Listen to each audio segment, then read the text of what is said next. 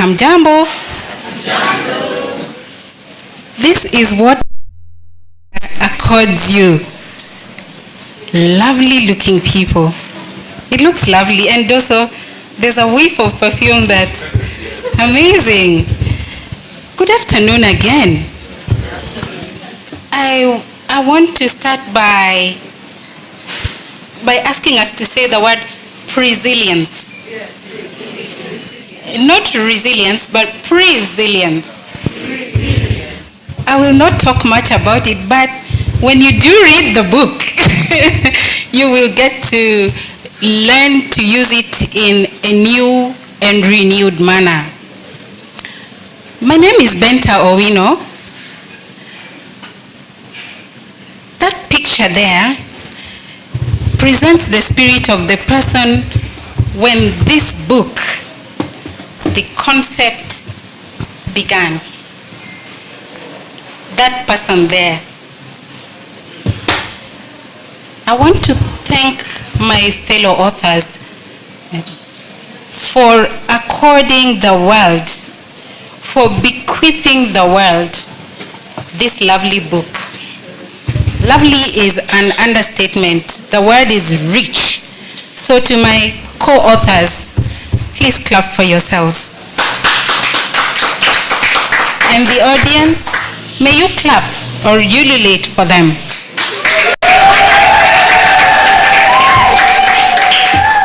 In your ululating, Dr. Terry, you have rescued me from an arduous task.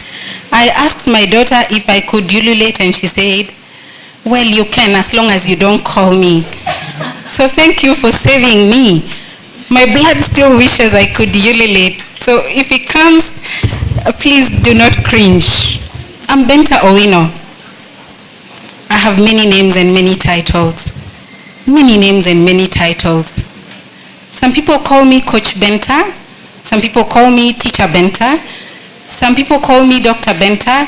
Some people call me Madam Benta, sister, mom, auntie. The list goes on. Many names. And now I have a title called author. I have authored many works besides this book. Academic and professional work.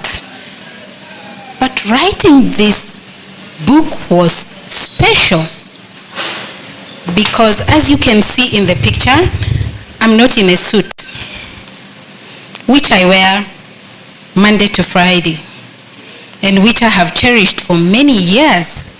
And I thought that was the entire essence of what a woman should be and could be, besides being a mother and a wife. I learned to navigate change, and I learned to wear a different hat than I was taught. I relearned a new benta. And this book, which is my first book, I have promised myself to go beyond because there's a lot more that I need to share with the world. This book speaks to a person who's not just a professional, but a person who reaches out her tentacles to touch on different aspects of life. As a family person, a community person, a mentor, and a coach. Thank you for gracing this occasion. The tables weren't filled when I came here, but I knew you wouldn't disappoint. When a feast is laid out, we get anxious waiting for the people to come and partake. And in your coming to partake, you have honored us. Thank you very much. May I ask a question? Where is change showing up in your life right now? Where is change showing up in your life right now? Or is there change showing up in your life right now? Is there? Yes. If you're younger, you may think, I got this. I'll figure it out. If you're older, you may be at a point of feeling, I've seen more, I'll take this as well, as it comes. in that change that you're thinking about, how many of you planned for it? Planned for it. I know there are meticulous planners here. How many of you planned for that change? Had a very good plan?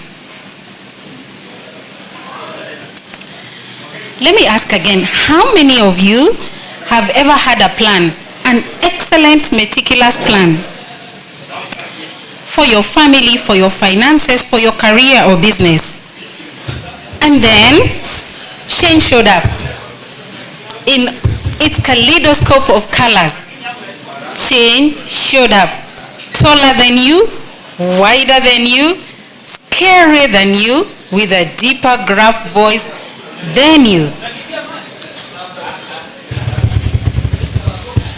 And you realized you needed to make an adjustment.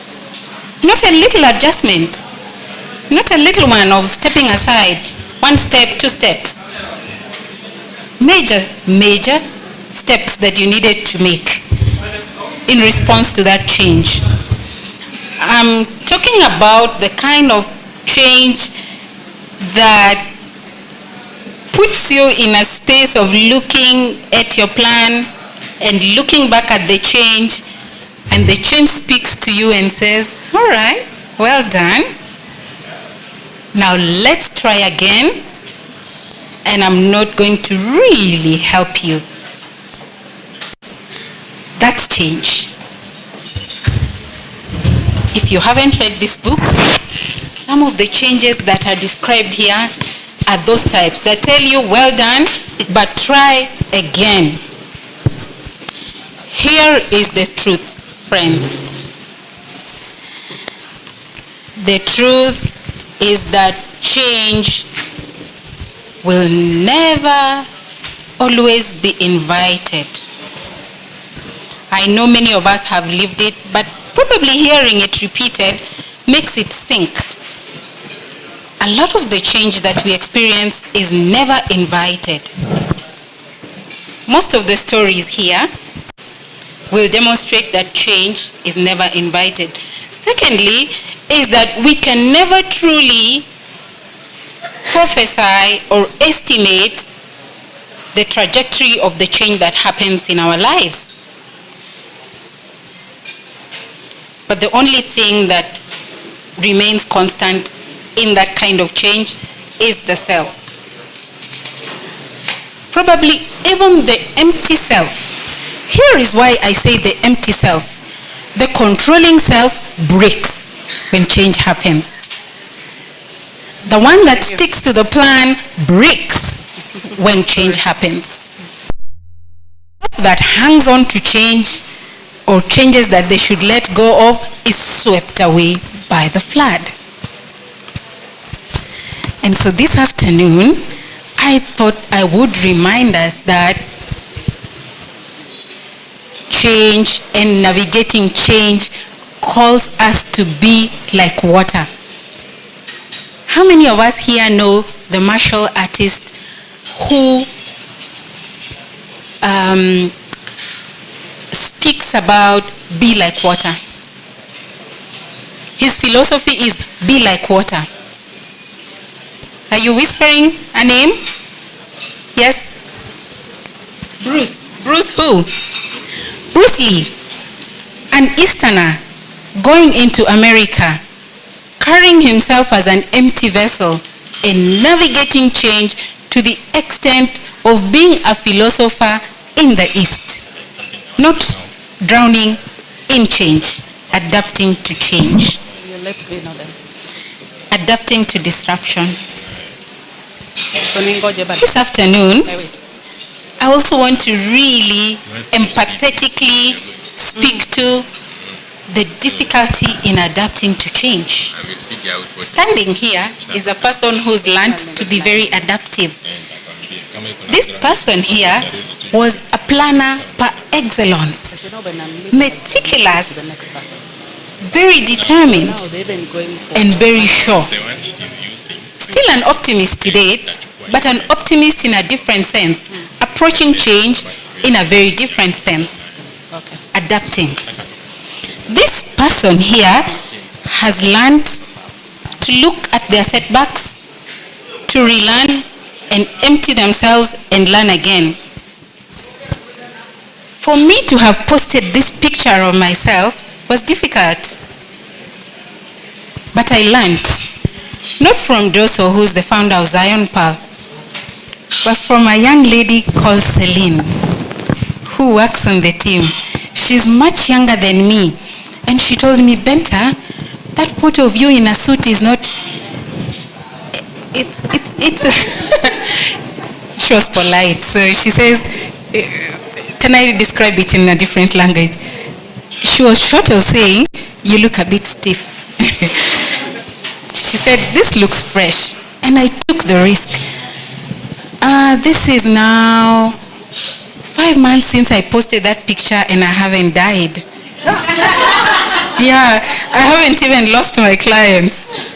Yeah, I mean, I'm like, Celine, cover my arms. They shouldn't show.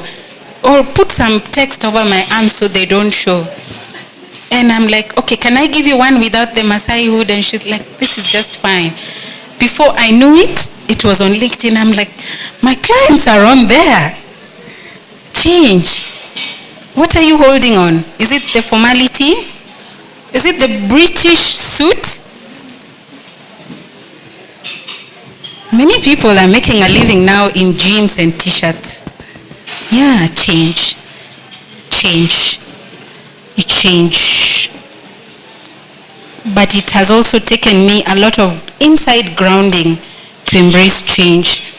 In this book, I describe a little bit of my professional life, but I also describe my personal life. And I want to relate more with my personal life. When you will read it, the chapter on thriving through change, because I'm a chief proponent of the need to thrive, not just to eat and sleep and wake up and go to work again. We should thrive. Really, we should thrive. And if you're not thriving, probably you're sold to money or to standards. We should thrive. When you read the chapter that I wrote, when you read the chapters that my other female authors have jotted down, you will notice that they had to make many changes in their personal lives. We will be talking in a session soon after this one. But because I will not be a panelist, let me just share with you briefly. If you have lost a parent, you may relate to it. If you haven't, please take the nugget. You lose your job. 2 weeks later, your mother is diagnosed with stage 4 cancer. Money, isn't it? Money. And you have lost your job. How do you work around that? How do you work around that? And then months and years of medication. Do you continue to derive your identity around your money? Your job, your title? Africa region, ta-da-da. Global director. National, da-da-da-da-da. Accomplished academician. My question to you this evening, is change distracting you now? Or is it gently inviting you? Are you listening? Should it be gently inviting you? Are you listening? Are you choosing reinvention? If you're not, choose reinvention. Change will not ask you for permission. It never has. It never will. But it always gives you a choice. Change always gives you a choice. Change will never crush you unless you take the choice for crushing. As I close, I want to ask one question. Who will you become because of change?